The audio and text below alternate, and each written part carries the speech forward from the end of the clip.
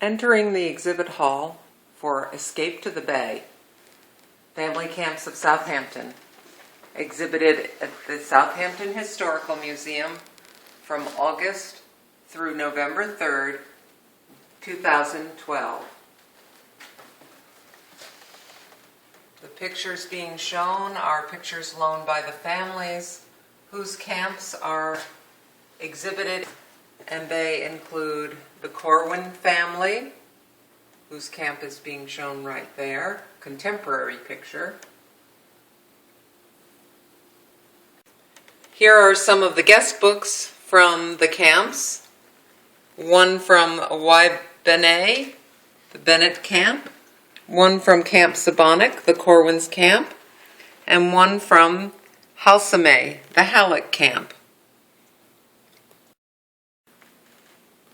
As we move into the exhibit, we will come to Camp Waibenay, which was the earliest camp that we have in exhibits, built in the early 1900s by Edward W. Bennett.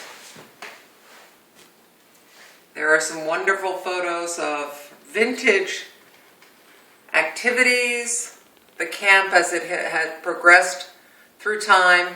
And this camp is still occupied by Janet Leeper, whose family built the camp.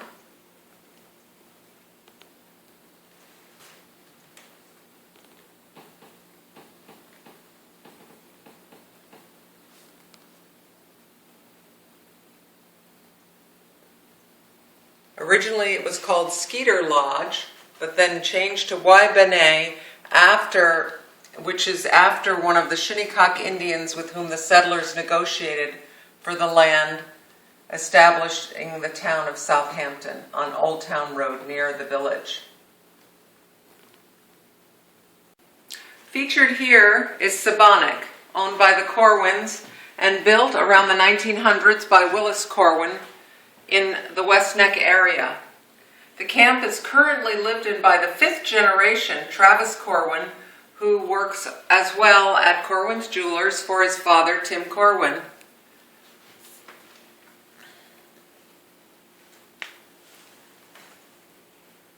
The Corwins own 3 camps on the property. The camp photographed is Camp Sabonic. All of the camps are still owned by the Corwin family, and they have conserved the 25 acres surrounding the camp. Here is a picture of Willis Corwin and his wife, just about the time they started to develop their camps.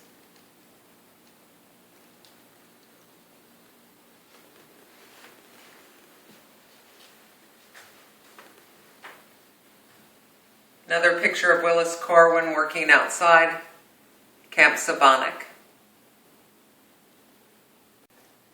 Here we come to Camp Patamanto. It was built by James Madison Jagger, again circa 1900 in West Neck. It neighbored Waibenay and was also near Sabonic, the Corwins camp. Families from all of the camps enjoyed boating together and, of course, being neighbors and friends.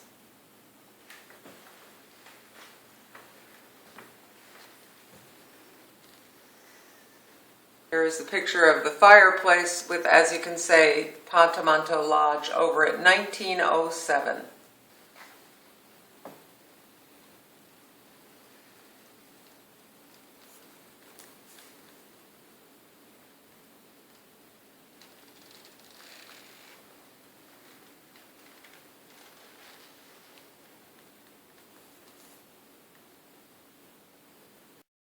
Coming to the exhibit of Camp War Timber, which was built in 1918 from surplus lumber out of Camp Upton in Yafank, which was a military training center for soldiers who would be deployed in World War I. It was bought from the original owner in 1924 by Sarah Small, who left it to her sister Margaret Alexander.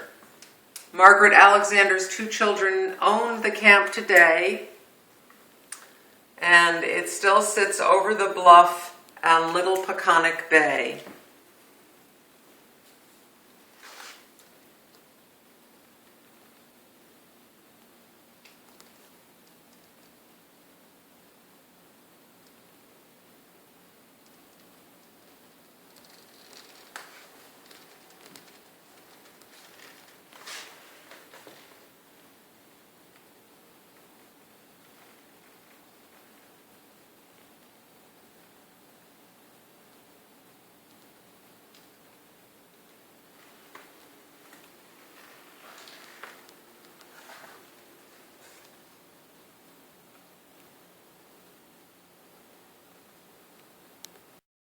A beach scene with a painting on loan from Eileen Dawn Scratch called Across the Bay, oil on wood.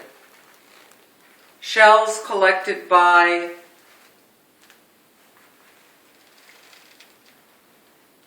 Jameson Wilson and her children Kaylee and Finn.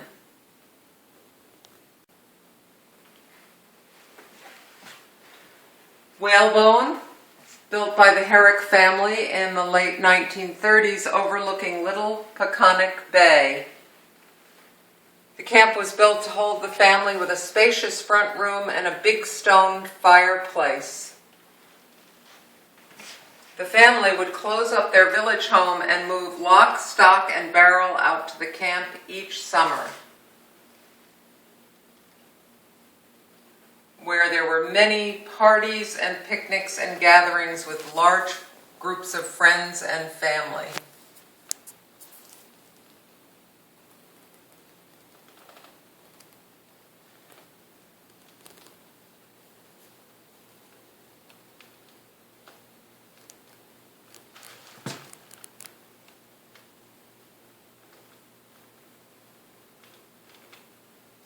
Whalebone was sold in 1959 to Mercator Cooper Kendrick, whose family enjoyed and loved the camp until 2011, at which time it was sold and has been torn down for a new home overlooking Little Peconic Bay.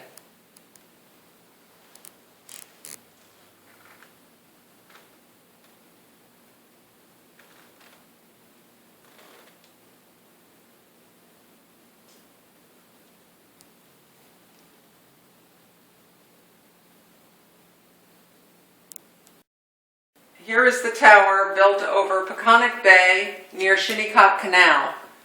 It was built in 1939 by William Woolley Bishop out of wood that fell in the hurricane of 1938.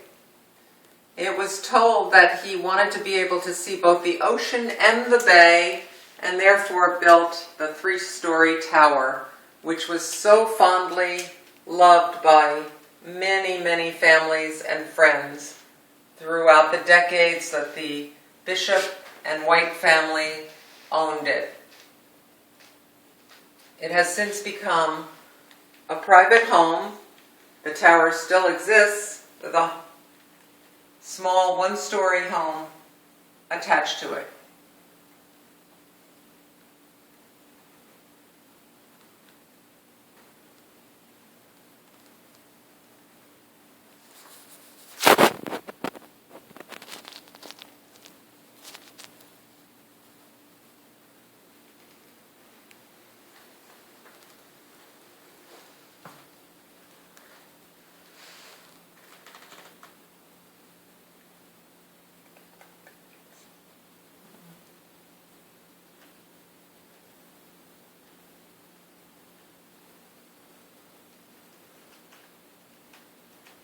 Here is the cover to the bee-balm tank, bee-balm being a wonderful drink served many, many times at family picnics. Peconic is a camp that is right next door to the tower. The Halseys built their camp in 1946 and was built with church doors from his church in Cincinnati, Ohio. It was said that the church was under renovation and the doors were being removed, and he brought them and built the camp out of them, the original space.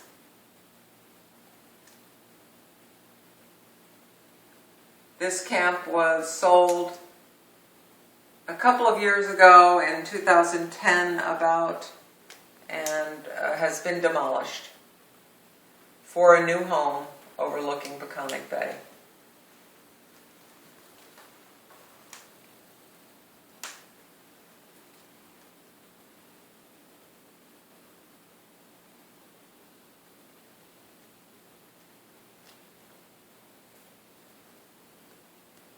The camp has been in the Howell family for about 65 years.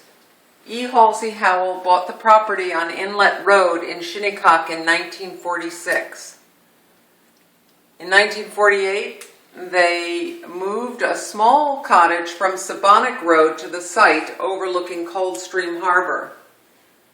And over the years, a fireplace, living room, bedrooms, bathroom, and patio were added.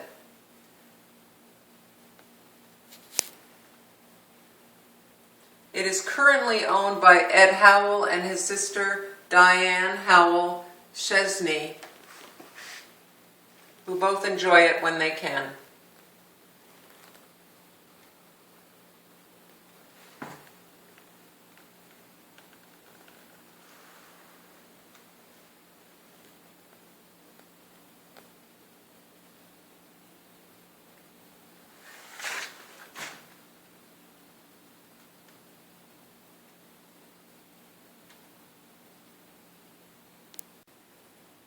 Escape to the Bay.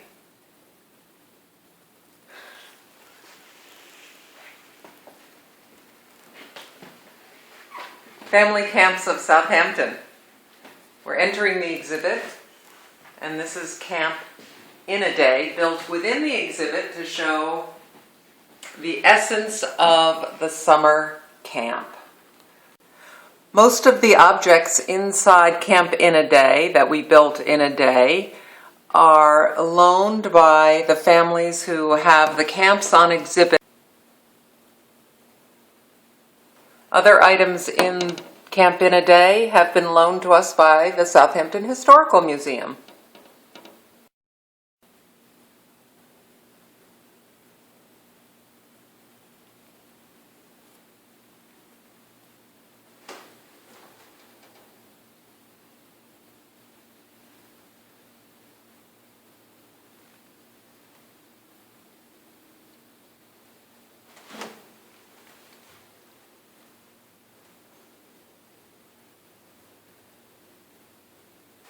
Ladies of War Timber enjoying watermelon circa 1930.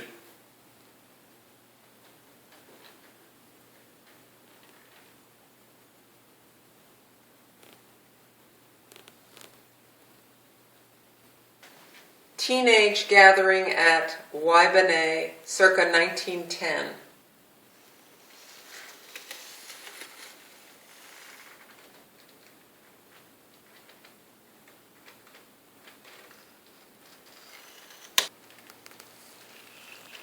An afternoon portrait at Sabonic, 1900.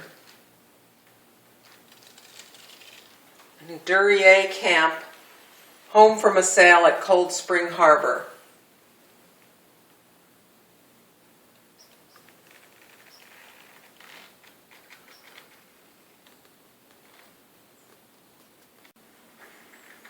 Whimsical painting of Long Island by Jesse Halsey.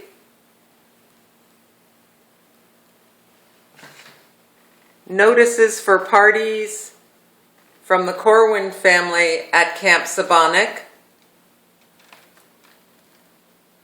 The Most Deadly Animal, a short description by Samuel Schrader, written in May 1933. And another notice of a camp gathering for the Corwins camp. Bay Camps by Helen Halsey Haratunian. The next one is Still Life at Table by Kenneth Wright, This was a gift from the artist for a stay at Shikonik, the Halsey camp. The Island, which is a beautiful embroidery from the Alexander and Coburn families of war timber. The scrapbook wall, containing pictures that people have brought in to put on.